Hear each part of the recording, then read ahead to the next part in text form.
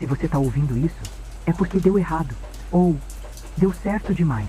Eu não sei mais. O que eu fiz não foi crime. Mas também não foi normal. Eu contratei uma atriz para me substituir no altar. Sim, uma atriz. Só para ver se ele perceberia. E ele percebeu. Só que não do jeito que eu esperava. Agora ele sumiu. Ela sumiu. E eu tô aqui. Sozinha.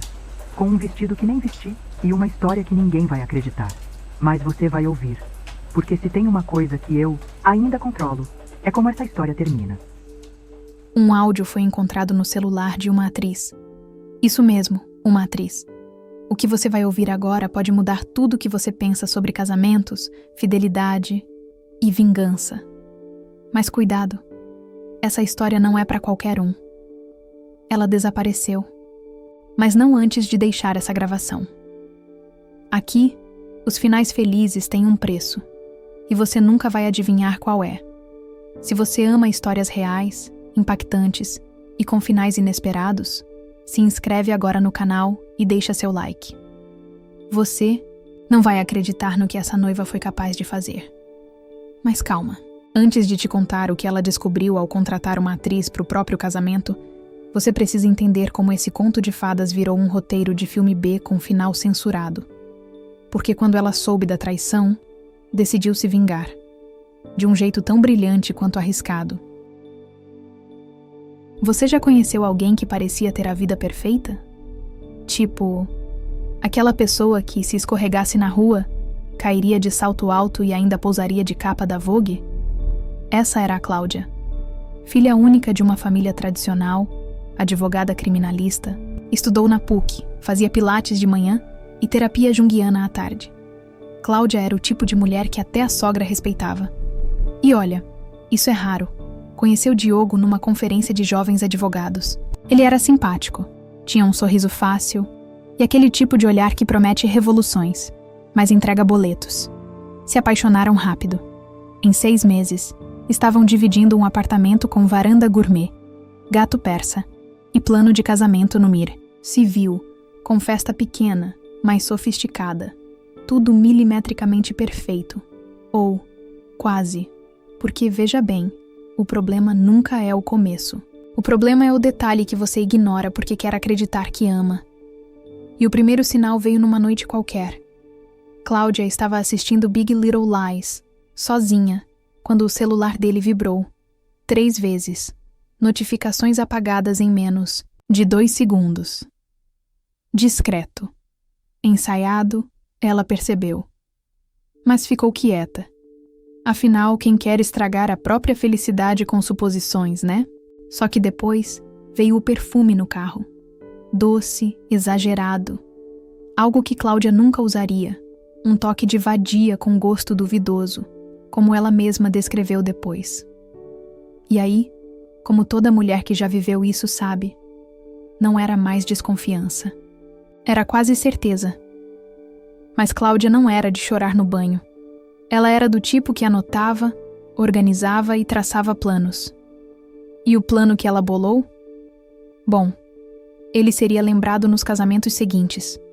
Não os dela, mas os de todo mundo que estivesse. Na igreja naquele dia, Diogo era difícil de descrever.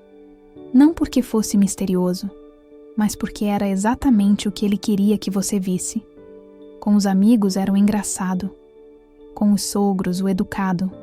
Na internet, um homem apaixonado, sempre postando fotos, com Cláudia, daquelas com filtro quente e legenda tipo Minha Rocha.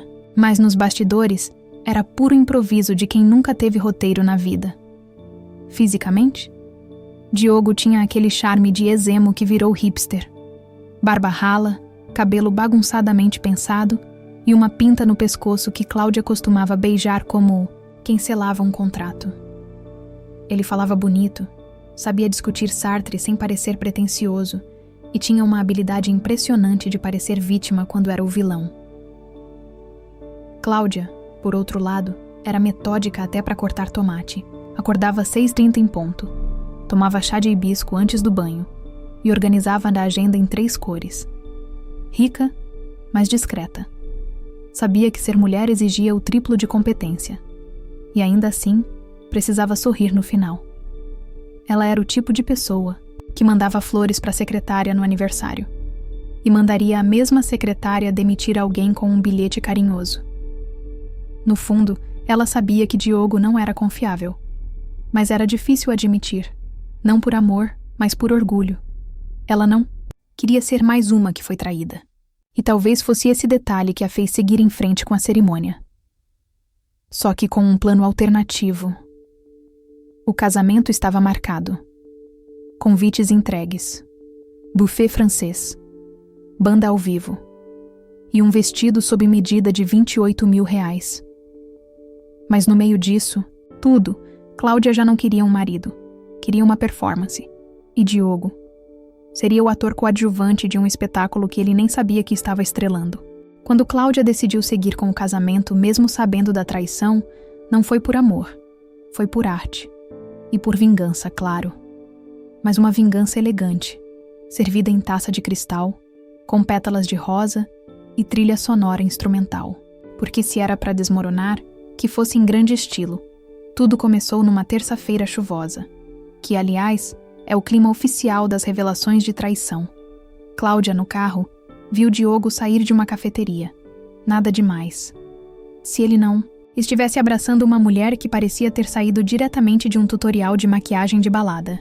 O tipo de mulher que fala amiga para a caixa da farmácia e usa cílios que fazem sombra no sol. Ele beijou a tal moça. Cláudia tirou uma foto. Não chorou. Apenas fez backup na nuvem, por precaução. Naquela noite, ela olhou para o convite do casamento na geladeira, o nome dele em dourado, do lado do dela, como se tudo fosse definitivo, como se ele não estivesse ensaiando beijos fora do palco principal. Foi aí que a ideia surgiu. E se ela trocasse a atriz principal? Sim. No lugar de entrar no altar como uma noiva romântica e iludida, ela entraria como roteirista, diretora e produtora de um espetáculo em tempo real. E quem estaria no palco com ela nem seria ela. Ela abriria mão do papel principal. Mas só por uma noite. Só para ver. O homem que dizia amar cada detalhe dela. Perceberia que aquela mulher ao lado dele não era Cláudia? Ou ele beijaria qualquer uma com véu e buquê? O plano estava lançado. O espetáculo ia começar. E o noivo ia descobrir que não se deve subestimar uma mulher traída com dinheiro, contatos e tempo livre. Encontrar uma atriz para casar no seu lugar não é algo que se faz com uma postagem no LinkedIn. Cláudia sabia disso. Então, ela foi onde todas as boas ideias bizarras nascem. Um grupo fechado no Facebook chamado Atrizes em Busca de Cenas. Pagas, sem nudez de preferência. Foi ali que encontrou Amanda.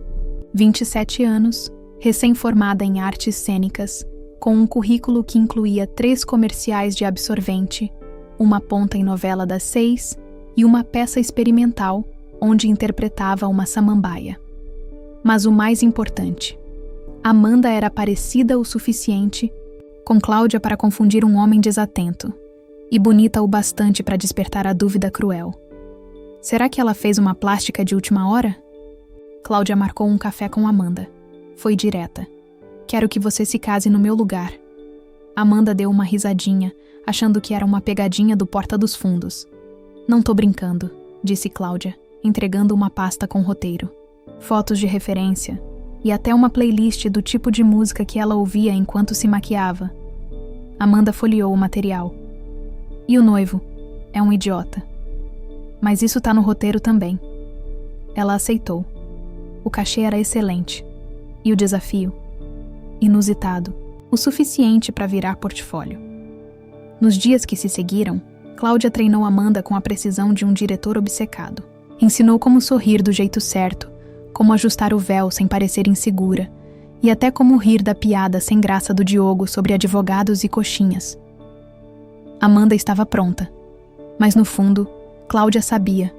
Aquele papel não tinha ensaio suficiente. No mundo. Porque quando a cortina se abrisse, a plateia não perdoaria erros. O casamento seria no sábado. E no altar, ela não estaria lá. Chegou o grande dia. Sol de rachar, céu azul cenográfico e aquela brisa metida que só aparece em casamento caro. Os convidados começaram a chegar. Advogados engravatados, tias com laquê e fotógrafos com lentes que custavam mais que o carro. Do cerimonialista a Amanda, vestida de Cláudia, ou melhor, interpretando Cláudia, estava um espetáculo. O vestido caía como uma sentença irrevogável. O cabelo? Um coque digno de princesa que acabou de assinar o divórcio. Ela entrou na limusine com um nervosismo que beirava a histeria, mas segurou firme. Afinal, o show não podia parar. Do outro lado, Diogo. Terno sob medida, sorriso treinado, e aquele ar de noivo que parece emocionado, mas tá mesmo pensando no buffet. Ele estava no altar. Linda música ao fundo. Tudo do jeito que Cláudia tinha sonhado e sabotado. Quando Amanda entrou, o salão inteiro suspirou. Alguns choraram, outros puxaram o celular para filmar. Diogo sorriu. Aquele sorriso que ele usava quando queria convencer a polícia de que a multa foi injusta. O olhar dele percorreu Amanda dos pés à cabeça.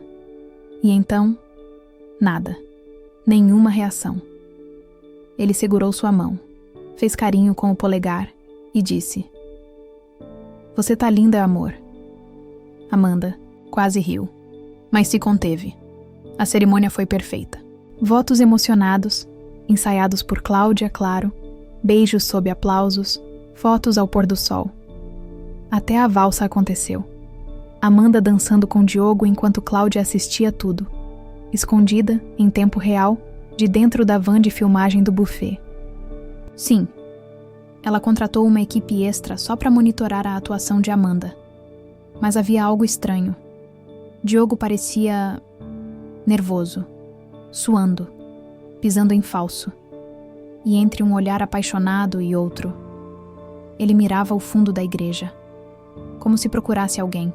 A festa seguiu com a pompa e a ostentação esperadas de um evento que custou o equivalente a um apartamento de 2 quartos em Moema. Pista iluminada, DJ animado demais, padrinhos bêbados e uma mesa de doces que causaria diabetes só de olhar. Amanda fazia sua parte. Dançava, sorria, abraçava desconhecidos como se realmente fosse Cláudia. Uma performance digna de aplausos. E quem sabe, uma indicação ao prêmio Shell se houvesse categoria para melhor noiva substituta. Mas, Diogo... Algo estava fora do script. Enquanto todos celebravam, ele se aproximou de Amanda com um olhar diferente. Não era paixão, nem ternura. Era curiosidade. Observação. Como se estivesse tentando montar um quebra-cabeça com peças que pareciam familiares, mas não encaixavam direito. E foi ali, num momento de silêncio entre 2 músicas chicletes, que ele se inclinou e sussurrou, no ouvido dela: "Você não é a Cláudia." Amanda congelou. Por dentro, o pânico.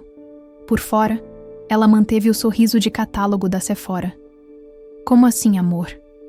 Diogo olhou fundo nos olhos dela e respondeu com um sorrisinho torto. "Mas tudo." "Bem, eu também não sou o Diogo." Ela tentou rir. Achou que fosse uma piada. Mas ele já estava se afastando, indo em direção à saída. Sem explicação. Sem despedida. Sumiu na noite com a calma de quem apenas largou um copo vazio na mesa e foi ao banheiro. Cláudia, assistindo da van, arregalou os olhos. Mandou mensagem para Amanda. O que aconteceu? Mas não teve resposta. Porque naquele instante, Amanda também tinha sumido da pista. E o noivo? O noivo nunca mais foi visto. O que você faz quando o homem que ia casar com você, ou melhor, com sua dublê, simplesmente desaparece da própria festa de casamento? Cláudia não tinha esse protocolo nos arquivos mentais. Nem a terapeuta dela, uma senhora budista, com 40 anos de experiência, teria uma resposta. Na van, Cláudia chutou uma caixa de canapés, pegou o celular, ligou para Amanda. Caixa postal, mandou mensagem. Entregue, mas não lida. O que estava acontecendo? Era para ser uma vingança milimetricamente calculada, com a frieza de um tribunal suíço. Mas agora era um caos. Os convidados começaram a perceber. Uma madrinha fofoqueira jurou ter visto Diogo sair com um segurança. O pai de Cláudia, confuso, perguntava se era encenação. Isso é performance artística? Igual aquela vez que você me levou num teatro onde o ator fingia ser uma árvore? Cláudia manteve a pose até onde pôde, mas depois de meia hora de sumiço, foi obrigada a subir ao microfone. Boa noite, pessoal. O noivo teve uma emergência, nada grave, mas é melhor irem aproveitando o jantar. Aplausos constrangidos, risos forçados e um padrinho gritando: "É cilada, Bino!" No fundo. Naquela noite, Cláudia voltou para casa sozinha. Sem Diogo, sem Amanda e sem a menor ideia de como aquilo tinha virado um episódio de mistério barato. Ela abriu uma garrafa de vinho, jogou o salto num canto e deu play nas filmagens do casamento. Queria entender. Procurava pistas, um olhar estranho, um gesto fora do lugar. Mas tudo parecia normal. Até ela ver, em câmera lenta, Diogo olhando, direto para a lente da câmera escondida, e piscando, com um sorrisinho, filho da mãe. Cláudia passou os dias seguintes em modo FBI. Ligou para todos os conhecidos de Diogo, colegas de faculdade, chefe do escritório, até um primo de 3º grau que vendia suplementos no Instagram. Resultado? Ninguém sabia de nada, ou fingiam. Muito bem, ela foi à delegacia. O delegado, um homem com bigode e senso de humor impróprio, ouviu tudo e disse: "Moça, se ele fugiu do altar, não é desaparecimento, é livramento." Cláudia quase quebrou o grampeador dele. De volta ao apartamento, vasculhou cada canto. Diogo não deixara rastros. As contas dele, fechadas, celular, desativado. A única coisa que restava era uma pasta azul escondida dentro do armário, entre os meias do Batman e um livro do Bukowski. Nela, uma carta, envelope preto, lacrado com cera. Como nos filmes. Cláudia, começava: "Parabéns, seu plano foi genial, mas não único." Ela leu em silêncio, o sangue fervendo em cada linha. "Enquanto você me testava, eu também te testava. Quis saber até onde você iria por orgulho. E devo dizer, sua performance foi espetacular. Mas, sinceramente, cansamos. Você encenava amor. Eu encenava reciprocidade. No fundo, estávamos em um teatro caro com roteiro ruim. Obrigado por financiar meu novo começo. Te desejo uma vida menos roteirizada." Assinado, Diogo, com um PS. "Diga a Amanda que o cachê tá quitado." Cláudia riu. Sabe aquele riso que vem antes da insanidade? Esse. Depois, chorou. Depois riu de novo. Porque percebeu. Tinha sido passada para trás no próprio jogo. Mas ainda tinha uma carta na manga. Ela reuniu todos os registros. Filmagens, áudios, prints, a carta.